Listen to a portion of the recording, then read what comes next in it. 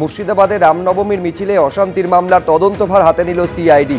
বেলডাঙ্গা, শক্তিপুর সহ বিভিন্ন জায়গায় অশান্তির ঘটনায় 13টি মামলা। 13 এবং 14 এপ্রিলের ঘটনার প্রেক্ষিতে 5টি এবং 17 তারিখের অশান্তির ঘটনার প্রেক্ষিতে 8টি মামলা ছিল পুলিশের। এই 13টি মামলার তদন্ত এবার সিআইডি করতে চলেছে। আবির দত্ত আমাদের প্রতিনিধি আরো বিস্তারিত বলবেন এই নিয়ে। আবির,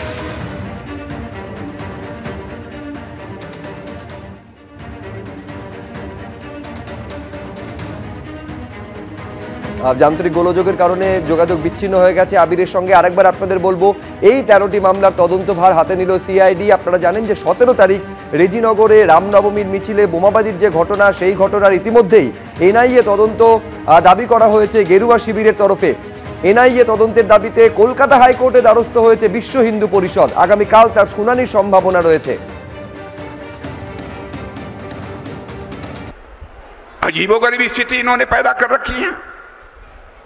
मुर्शिदाबाद में हम लोगों ने अखबारों में पढ़ा कि यहां पर रामनवमी शोभा यात्रा पर भी पथराव हुआ था, बमबाजी हुई थी और लगभग 20 से अधिक लोग घायल हुए थे। आज मैं यह कहने के लिए आया हूं ममता दी, अब आपकी सरकार का पाप का घड़ा भर गया है। अब का पाप का घड़ा फूटने वाला है, अब कोई रोक नहीं सकता है। टीएमसी के अंत का आगाज हो चुका है मेरे बहनों भाई। গদ্দারা যখন বলছেন বোমা ফাটাবো, আমি বলি আগে একটা কালী পটকা ফাটা। বোমা তো তোদের বিরুদ্ধে আমরা ফাটাবো, বোমা তো তোদের বিরুদ্ধে। পিএম কেয়ারের টাকা গেল কোথায়? গদ্দার জবাব দাও, বিজেপি জবাব দাও। টাকা বাঁচাতে তৃণমূলের সব খেয়ে দে, এখন বিজেপিতে গেছিস। কার বিরুদ্ধে বোমা বাড়াবি? সাজিয়ে গুজিয়ে বোমা। জিজ্ঞেস করুন হরিদাসা গদ্দার, তুমি কি ছিলে আর আজ কি হয়েছ? আঙুল ফুলে কলা গাছ হইয়া গেছো।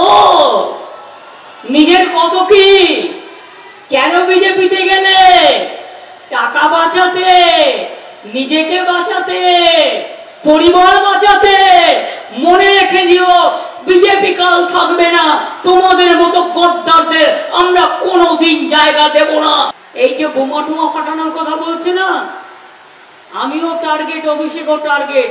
এরা আমাদের জীবন পর্যন্ত নিয়ে নিতে পারে, এত ডেঞ্জারাস এরা। এইসব চালাকি, নানা রকম চক্রান্ত, যেমন পুলমায় করেছিল, এইগুলো হচ্ছে চক্রান্ত। এই চক্রান্ত ভেঙে দেবই আমরা।